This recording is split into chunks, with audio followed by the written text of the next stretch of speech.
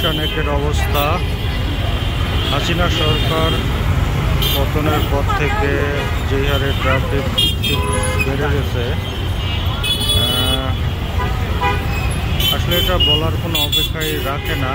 হয়তো পুলিশ প্রশাসনও এক্ষেত্রে গুরুত্বপূর্ণ ভূমিকা পালন করছে না, এই জন্য ডে বাই ডে ট্রাফিক জ্যামটা বেড়ে যাচ্ছে। আসলে এখন একটুটাও ট্রাফিকটা কম, বাট রিসেন্টলি অনেক বেড়ে গেছে এটা।